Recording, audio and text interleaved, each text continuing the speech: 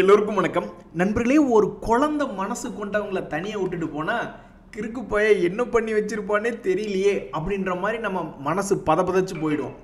அது மாதிரி இன்னைக்கு ரெண்டு முக்கியமான விஷயங்கள், ரொம்ப ரொம்ப முக்கியமான விஷயங்கள் 24 மணி நேரத்தில் உங்களுக்கு வச்சுக்கிறேன்டா அப்படின்ற மாதிரி ட்ரம்ப் அவர்கள் சொன்ன டைம் என்பது முடிய போகுது. மீண்டும் மீண்டும் கும்பாவா அப்படின்னு இந்த தகவலுக்கு நம்மளுடைய மார்க்கெட் எப்படி பிஹேவ் பண்ண போகுதுன்னு தெரில. அது ஆல்ரெடி 75 பாயிண்ட் இன்னைக்கு இறங்கி தான் க்ளோஸ் ஆகிருக்கு. ஸோ ஆல்மோஸ்ட் 1000 பாயிண்ட்டுகள் என்பது மார்க்கெட்டில் போயிடுச்சு. பொதுவாகவே ஒரு 1000 பாயிண்ட்டுக்கு மார்க்கெட் இறங்குதுன்னா போர்ட்ஃபோலியோவில் ஒரு உத்தேசமாக 10-20% வரைக்கும் பல பேர்த்தினுடைய போர்ட்ஃபோலியோவில் இறங்குறதுக்கு வாய்ப்பு என்பது இருக்குது. நீங்கள் வேணால் சமீபத்தினுடைய பீக்கில் எடுத்து பாருங்கள். சமீபத்தில் 25,500லாம் நம்மளுடைய நிஃப்டி என்பது வந்தது. ஸோ அந்த பாயிண்டில் இருந்த பணத்துக்கும் அதே ஷேர்ஸ் அதே குவான்டிட்டி இப்போ எடுத்து பார்க்கும்பொழுது ஒரு 10-20%க்குள்ளே இறங்கியிருக்குன்னா அது ஒரு நார்மலான விஷயமா தான் மார்க்கெட்டில் பார்க்கப்படுகிறது. இன்னொரு முக்கியமான விஷயத்தை நம்மளால எதிர்பார்த்துக்கிட்டு இருந்தாங்க. ஒன்று,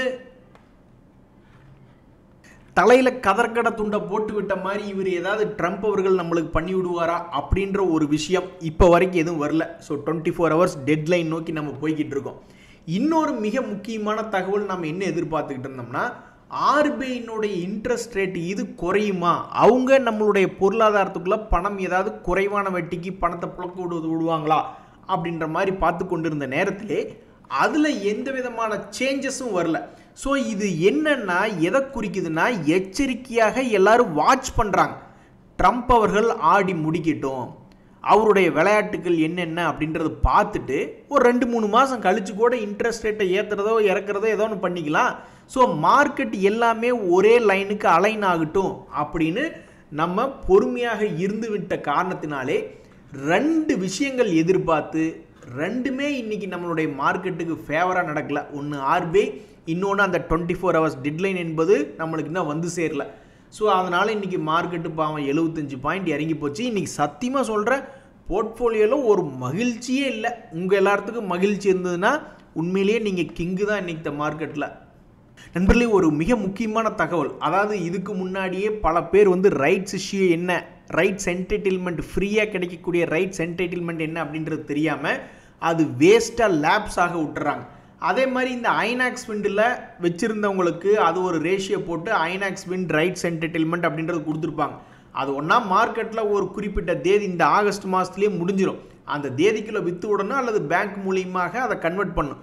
ஸோ இந்த ஐநாக்ஸ் விண்ட் ரைட்ஸ் என்டைட்டில்மெண்ட் இருக்கிறவங்க உடனே புரோக்கருக்கு கால் பண்ணி இது என்ன விஷயம் என்ன அப்படின்றது கேட்டு தெரிஞ்சுக்கிறது நல்லது.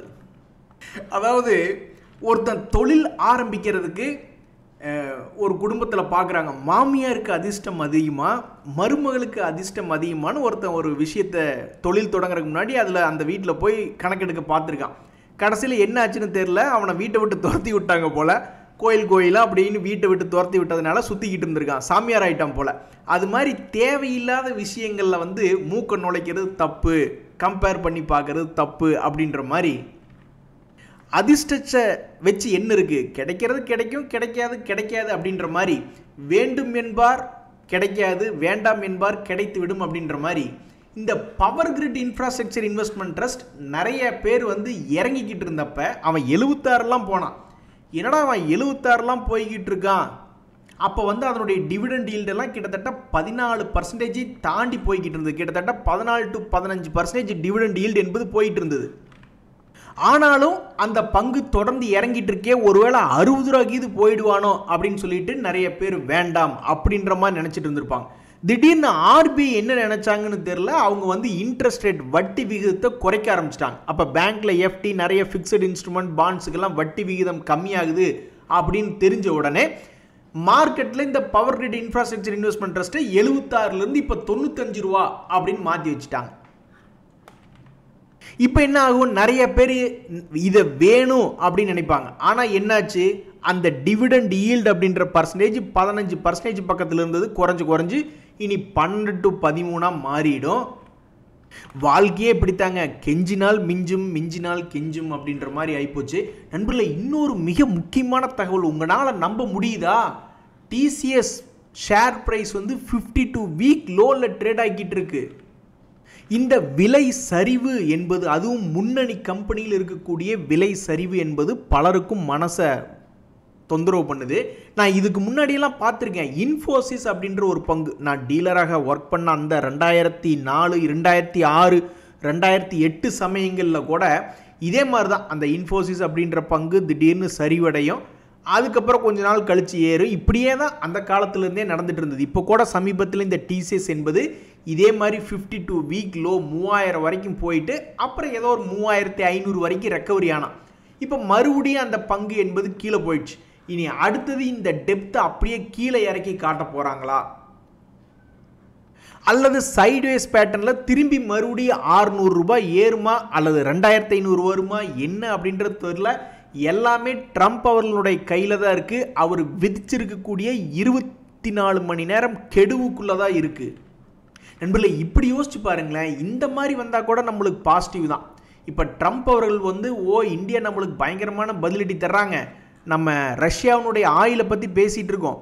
அப்போ ரஷ்யாவினுடைய ஆயில் சம்மந்தப்பட்டதை அவங்க வாங்கி அதை ரிஃபைன் பண்ணி மற்ற இடங்களுக்கு விற்கிறாங்க அப்படின்னா, அமெரிக்காவுக்கு விற்கிறாங்கன்னா, அப்போ அந்த ஆயிலுக்கு மட்டும் ஒரு 100%, 50% அதுக்கு மட்டும் டேரிஃப் வைப்போம் அப்படின்ற மாதிரி ஒரு புத்திசாலித்தனமான முடிவு எடுத்தால் கூட இந்தியாவுக்கு பிரச்சனை இல்லை. அதை விட்டுட்டு டேரிஃப் என்பது நான் 24 மணி நேரத்தில் உயர்த்த போகிறது, அது ஐடி ஆகட்டும் அல்லது ஃபார்மா ஆகட்டும், ஸ்டீல் ஆகட்டும், ஆட்டோமொபைல் அதெல்லாம் தான் நம்மளுக்கு முக்கியமான துறை. அது எல்லாத்துக்குமே அப்ளைன்னா அப்புறம் கும்பா குட்டி தான் நம்மளுக்கு.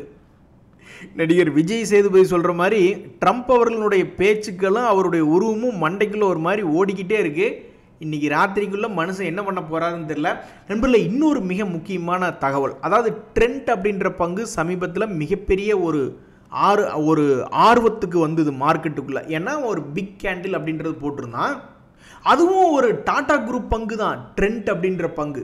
ஸோ அப்போ அந்த ட்ரெண்ட் அப்படின்ற பங்கு ஒரு மிகப்பெரிய லாங் கேண்டில் என்பது போட்டு முடிஞ்ச அளவுக்கு ஒரு மாதம் அவன் முயற்சி பண்ண அந்த லோக்கு கீழே போயிடக்கூடாது ஆண்டவா அப்படின்ட்டு. அதுக்கப்புறம் என்ன பண்ணாங்கன்னா அந்த லோவை உடச்சிட்டாங்க. என்னாச்சுன்னா இந்த டெப்த் அப்படியே கீழே இறக்கி காமிச்சாங்க. அவன் ஒரு பெரிய கேண்டிலில் எவ்வளவு டெப்த்து காமிச்சானோ அந்த டெப்த் அப்படியே கீழே இறக்கி காமிச்சிட்டு அப்புறம் மறுபடியும் அங்கேருந்து ஒரு சின்ன ரெக்கவரி ஆகி இப்போ உள் வாங்கிக்கிட்டு இருக்கான். உள் வாங்கிறது அப்படின்னாக்கா என்ன அர்த்தம்னா, அந்த கேண்டிலுக்கு கீழே எல்லாம் போய் ரொம்ப தூரம் அங்கேயும் இங்கேயும் சுற்றிக்கிட்டு மறுபடி கேண்டிலுக்கு உள்ளே வர்றதுக்கு முயற்சி பண்ணுறான். இனி என்ன பண்ண போகிறான் அப்படின்றது தெரியல. பட் இந்த ட்ரெண்ட் அப்படின்ற பங்கு சமீபத்தில் ஃபோக்கஸில் இருந்தது. என்ன காரணம்னா, அது ஒரு பிக் கேண்டில் அப்படின்றது போட்டிருந்தது. அதுக்கப்புறம் வாலட்டிலிட்டி என்பது தற்போது வர காமிச்சிருக்கு. இறங்குறதுலேயும் வாலட்டிலிட்டி காமிச்சிருக்கு, ஏறுறதுலேயும் வாலட்டிலிட்டி காமிச்சிருக்கு. ஸோ ஒரு மார்க்கெட்டில் ஏதாவது பெருசாக இறங்கி பெருசாக ஏற வேண்டிய பங்குகள் ஏதாவது தேடி அலையும் பொழுது இந்த மாதிரி பிக் கேண்டில் என்னைக்காவது போட்ட பங்குகளாக பார்க்கும் பொழுது மேபி ப்ராபபிலிட்டி என்பது இன்க்ரீஸ் ஆகுது. எதுக்கு? ஏதாவது கண்ணா பின்னான்னு ட்ரேடு பண்ணுவானுங்களோ அப்படின்னு யோசிக்கிறதுக்கு. நண்பர்களே, சமீபத்தில் இந்த ஃபெர்டிலைசர் சம்பந்தப்பட்ட பங்குகள்லாம் அதிகமாக நியூஸ்குள்ளே இருக்குது. சைனாவுடைய ஒரு தகவல்னாலையும் இப்போ சமீபத்தில் இந்தியாவே சொல்லியிருக்கு, நீங்கள் ரஷ்யாவிலேருந்து ஃபெர்டிலைசர் சம்மந்தப்பட்டதெல்லாம் இம்போர்ட் பண்ணிகிட்டு இருக்கீங்கன்னு. அந்த ஃபெர்டிலைசர் சம்மந்தப்பட்ட சில தகவல்கள் அப்படின்றது அடிக்கடி மார்க்கெட்டில் வந்துட்டுருக்கு. ஸோ இந்த சமயத்தில் ஒரு 2 பங்குகள் ஒரு 200 டேஸ் மூவிங் ஆவரேஜ் கிட்ட வந்து ஆடிக்கிட்டு இருக்கக்கூடிய சில பங்குகள் அப்படின்னு எடுத்து பார்க்கும் பொழுது அண்ணாந்து மேலே பாருங்க, அவ்வளவு இடம் காலியாக கிடக்கு, நீங்கள் ஏன் போக மாட்டேங்கிறீங்க அப்படின்னு இந்த சம்பல் ஃபெர்டிலைசர் ஸ்டாக்ஸை வச்சுருக்கிறவங்க 200 டேஸ் மூவிங் ஆவரேஜ் கிட்ட இந்த பங்கு வந்து ட்ரேட் ஆகிட்டு இருக்கிறதுனால அண்ணாந்து பார்க்குறாங்க, இவ்வளவு இடம் இருக்குல்ல காலியாக கிடக்கு, அங்கே தான் போவேன் அப்படின்ற மாதிரி. இதுவே சில பேர் குதர்க்கமாக விதண்டு அப்படின்னு எங்கள் இதில் ஒருத்தருக்கு பட்ட பேர் வச்சுருக்கோம். அந்த மாதிரி குதர்க்கமாக சில பேர் அப்போ கீழே தானே இடம் காலியாக இருக்குது அப்படிம்பாங்க. ஆமாம், கீழே இந்த இடம் காலியாக இருக்குது, ஆனால் 0 வரைக்கும் தானே காலியாக இருக்குது, ஆனால் அண்ணாந்து பார்த்தா ஏகப்பட்ட தூரம் இருக்குல்ல அப்படின்ற மாதிரி. இந்த பங்கு என்ன பண்ண போகிறான்னு தெரியல. இந்த சம்பல் ஃபெர்டிலைசர் 200 டேஸ் மூவிங் ஆவரேஜ் பக்கத்தில் ட்ரேட் ஆகி கொண்டு இருக்கக்கூடிய பங்குகளில் இந்த சம்பல் ஃபெர்டிலைசர் அப்படின்றது ஒன்று இருக்குது. அது சில நாள் கழித்து அது கீழே இறங்கினாவோ அல்லது ஏறினாவோ தான் நம்ம அதை எடுத்து பார்க்க முடியும். 2-3 மாதம் கழிச்சு இப்படி வந்துச்சு அப்படி வந்துச்சான்னு. ஆனால் தற்போதைக்கு இப்போதைக்கு ஒரு மிக முக்கியமான ஒரு ட்ரிகர் பாயிண்டில் ட்ரேட் ஆகி கொண்டு இருப்பதான் அந்த சம்பல் ஃபெர்டிலைசர். அதே மாதிரி தான் இந்த எம்டார் டெக்னாலஜிஸ் அப்படின்றது. திடீர்னு என்ன நினச்சான்னு தெரியல, ஒரு பிக் கேண்டில் அப்படின்றது போட்டுட்டான். அந்த பிக் கேண்டிலினுடைய அடிவாரத்துக்கு வர்ற மாதிரி இருந்தாவே இன்னும் 100 ரூபாய் பக்கத்தில் இறங்க வேண்டியதாக இருக்குது. அல்லது அந்த பிக் கேண்டில்னுடைய ஹையை தாண்டணும் அப்படின்னாலுமே அது 100 ரூபா பக்கத்தில் தாண்ட வேண்டியதாக இருக்குது. அப்போ அடுத்து வரக்கூடிய 10 நாள் 20 நாள் கழித்து பார்க்கும் பொழுது இது அடிவாரத்துக்கு 100 ரூபாய் இறங்கி வருதா அல்லது மேலே 100 ரூபாய் ஏறுதா அப்படின்னு பார்க்கக்கூடிய பங்குகளில், முக்கியமாக ட்ரேடர்கள் பார்த்து கொண்டு இருக்கக்கூடிய பங்குகளில் இது போன்ற பங்குகள்லாம் இருக்குது. என்னமோங்க நண்பர்களே, ஆடிப்பட்டம் தேடி விதை அப்படின்னு சொல்லுவாங்க. ஸோ ஏதோ ஒரு காரணத்தினால இறங்குதுன்னா அது ஸ்டாக் மார்க்கெட்டை பொறுத்த வரைக்கும் ட்ரம்ப் இன்றைக்கி இருப்பார், 3 வருஷம் கழித்து பதவி போயிடும். அப்புறம் வேறு யாராவது வந்து மாற்றிங் கூட பண்ணலாம் இல்லையா?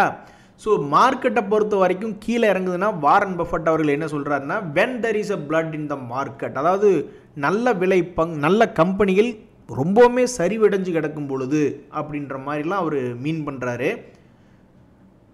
ஒவ்வொருத்தருக்கும் ஒவ்வொரு கோல் அப்படின்றது இருக்கும். மார்க்கெட் இறங்கும் பொழுது ஒவ்வொருத்தர் ஒவ்வொரு ஸ்டாக்குகளை பிடிப்பார். எனக்கெல்லாம் வந்து டிவிடெண்ட் தரும் பங்குகளை மட்டுமே ஃபோக்கஸ் பண்ணுறது தான் என்னுடைய குறிக்கோளாக இருக்குது. என்னோட இது ஒரு முக்கியமான ஒரு போர்ட்ஃபோலியோ 50% அப்படின்றது என்னை பொறுத்த வரைக்கும் டிவிடெண்டு தரக்கூடிய பங்குகளை வச்சே தான் நப்பணும் அப்படின்றது என்னுடைய குறிக்கோளாக இருக்குது. ஏன்னா எனக்கு பர்சனலாக என்ன ஒரு ஃபீலிங்னா, டிவிடெண்ட் கொடுக்கக்கூடிய பங்குகள் என்பது கீழே இறங்கிட்டு இருக்கும்போது டிவிடெண்டாவது கொடுப்பானே. வாரன் பஃபட் அவர் அதுதான் சொல்கிறாரு, ஒரு பங்கை கையில் வச்சுட்டு இருக்கீங்களா அது உனக்கு ஏதாவது ஒன்று ஜென்ரேட் பண்ணி தரணும். அதுக்கப்புறம் நான் பார்த்த வரைக்கும் நல்ல டிவிடெண்ட் கொடுக்கக்கூடிய பங்குகள் 2-3 வருஷம் இறங்கினான்னா அப்புறம் எப்பாவது ஒரு நாள் மேல் நோக்கி கீழே திரும்பி வர்றதுக்கு வாய்ப்பு இருக்குது அப்படின்ற மாதிரி அதில் ப்ராபபிலிட்டி என்பது இன்க்ரீஸ். அதனால் யாரோ என்னமோ பண்ணி மார்க்கெட்டை கீழே இறக்கி விடுங்க, ஆடிப்பட்டம் தேடி விதைக்கணும் அப்படின்றதான் என் மனசில் ஓடிக்கிட்டு இருக்குது. ஸோ என்னை பொறுத்த வரைக்கும் மார்க்கெட் வந்து ஏதாவது நம்பிக்கை கொடுக்குற மாதிரி திடீர்னு திரும்புகிற மாதிரி காமிப்பான், அப்புறம் மறுபடியும் கிராஷ் ஆவான். ஸோ ஒவ்வொரு முறையும் கிராஷ் ஆகும் பொழுது அது ஏதாவது முதலீடு பண்ணுறதுக்கு வாய்ப்பா அப்படின்றத தேடி பார்த்துக்கிட்டே இருக்கிறவங்க தான் ஸ்டாக் மார்க்கெட்டில் லாங் டேர்மில் வெற்றி பெறுவாங்க. இன்னொரு மிக முக்கியமான தகவல் பாருங்கள், சில நேரங்களில் நிஃப்டி இண்டெக்ஸ் என்பது ஒரு முக்கியமான ஒரு குறிப்பிட்ட வருஷத்தில் எந்த விதமான ரிட்டர்னும் தெரில, அடுத்த வருஷமும் எந்த விதமான ரிட்டர்னும் தெரில, அதுக்கடுத்த வருஷமும் ரிட்டர்ன் தெரில. ஆனால் 3 பெண்டிங்கை சேர்த்தி என்றைக்காவது ஒரு நாள் 4வது வருஷமாவோ 5வது வருஷமோ சேர்த்தியும் கூட தரலாம், யாருக்கு தெரியும். இப்போ வரைக்கும் வரலாறு என்ன சொல்லுதுன்னா அந்த மாதிரி தான். சில நேரங்களில் லாபம் கொடுக்கறது மட்டும் இல்லாமல் நஷ்டத்தையும் கொடுத்து வச்சுருவான்.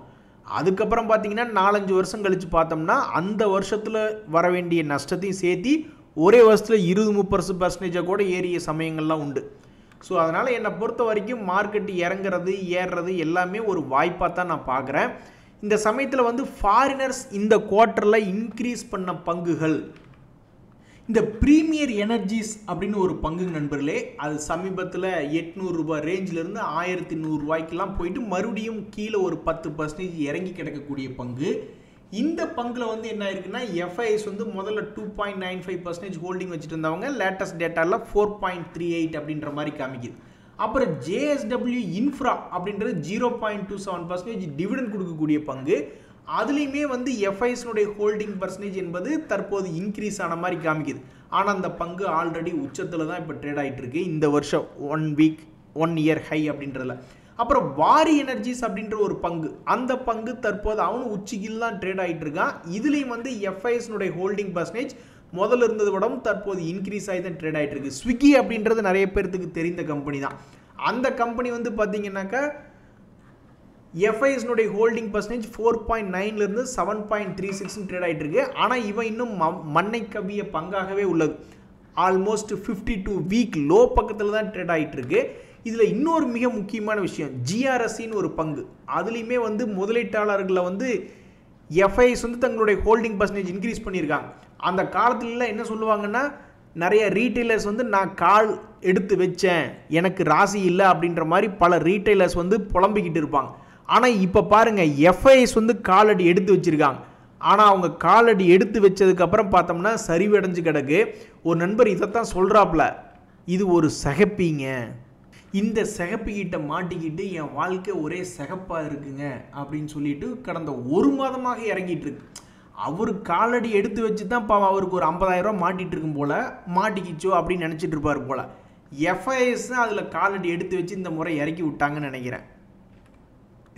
அவங்க அதில் அந்த எஃப்ஐஎஸில் எந்த எஃப்ஐஎஸும் தெரில, உங்கள் ராசியோ ராசினே அப்படின்ற மாதிரி ஒரு சகப்பியாக இந்த ஜிஆர்எஸ்சி பல பேர்த்த வந்து 1 மாதமாக சகப்பாக வச்சுட்டு இருக்கு. நன்றி, வணக்கம்.